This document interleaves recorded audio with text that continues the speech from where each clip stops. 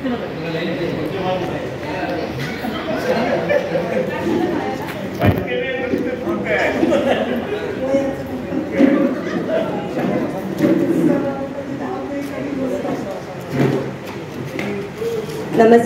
रसिक श्रोते हो, सायंकाळचे 6:30 वाजलेले आहेत आणि शिरस्त्या आपला सृजनचा कार्यक्रम त्याचा आपण आरंभ करतो आहे.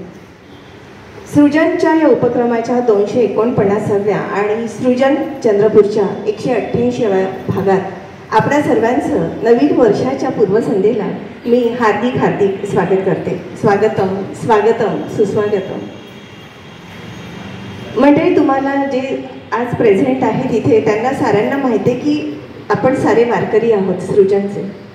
आणि डिसेंबरचा हा जो शेवटचा आपला महिना असतो तर तो सृजनचा रसिकाला अर्पण केलेला महिना असतो. म्हणजे ह्याच्यामध्ये असा शेड्यूल प्रोग्राम जसं आपण अतिथी बोलवतो आणि त्याच्यानुसार इंटरव्ह्यूज म्हणा जे काही असेल ते करतो, प्रश्न उत्तराचा तास आपला असतो, असं न करता थोडंसं वेगळं म्हणून सृजननी त्यांच्या प्रेक्षकांना अर्पण केलेला असा हा शेवटचा प्रोग्राम असतो. आणि ज्याचा मुळात मेन कॉन्सेप्टच हा असतो की नो अतिथी सारे अतिथी. म्हणजे अतिथी होण्याचा फील इथे सगळ्यांना येणार. ऑब्व्हियसली तो आणि तोच मेन उद्देश आहे सृजनचा की सगळ्यांच्या मनात हा सुरेख असा भाव व्यक्त व्हावा. म्हणजे आपणही काहीतरी आहोत असा हलकासा फील यावा हा आहे. आणि त्यासाठी खास आजचं हे प्रयोजन. पण जेव्हा आपण हा काही डिसेंबरचा महिना, शेवटचा आठवडा, नवीन वर्ष येत आहे आणि ह्याच्यामध्ये आजच्या सगळ्या दुनियेत आपण मोबाईलमध्ये घुसलेलो असताना छान अशा ज्या जुन्या काळात आपण गप्पाटप्पा करायचो तशाच गप्पाटप्पा करायला आपण आज इथे जमलेलो आहोत.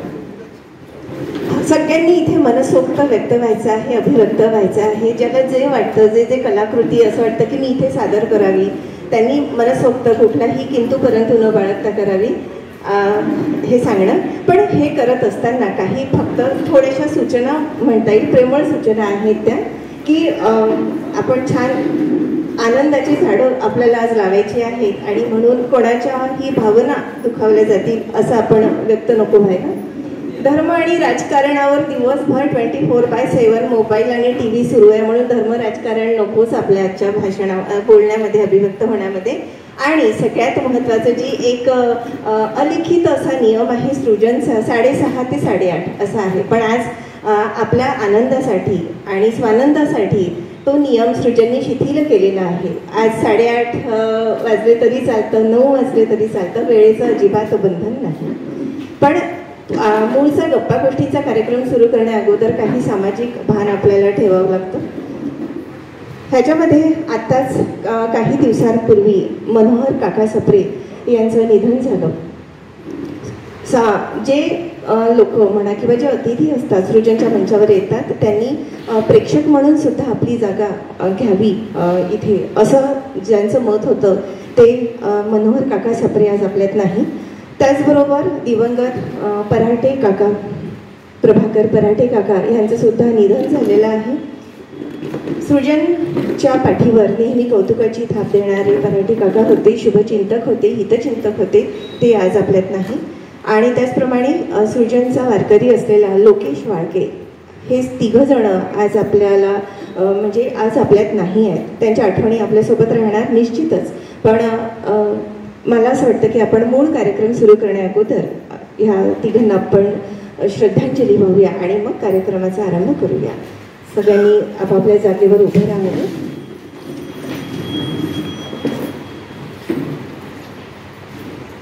हरिओम.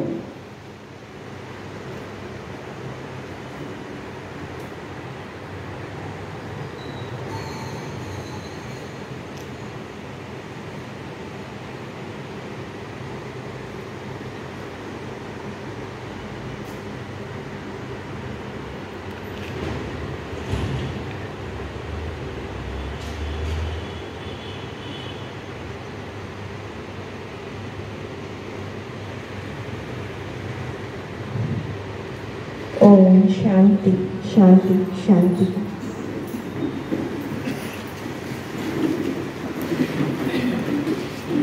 तर रसिक हो, वळूया आपण आपल्या कार्यक्रमाला. आज खूप छान वाटतंय, कारण जबाबदारी काहीच नाही, जबाबदारी तुमच्यावर आहे, मला नुसतं बोलायचं आहे.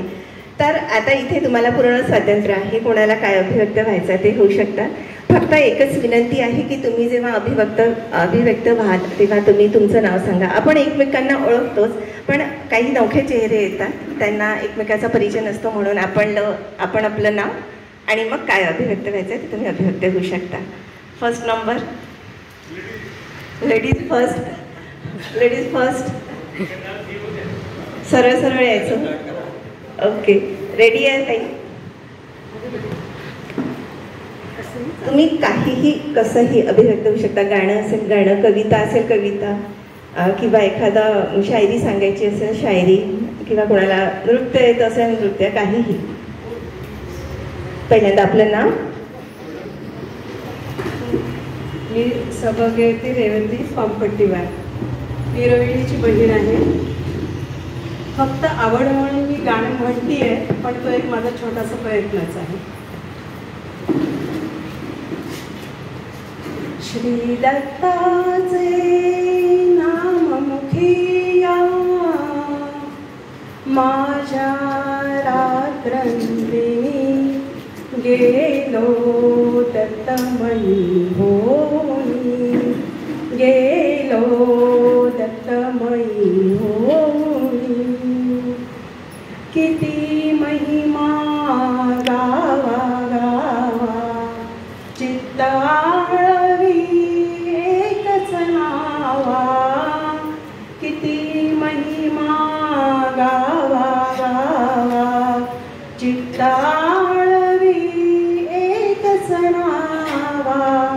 या नावातील सामर्थ्याने गेलो मी मोहुनी, गेलो दत्तमयी होनी, गेलो दत्तमयी होनी.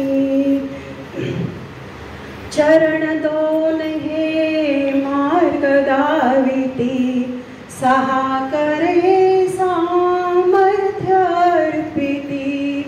चरण दोन हे मार्ग दाविती, सहा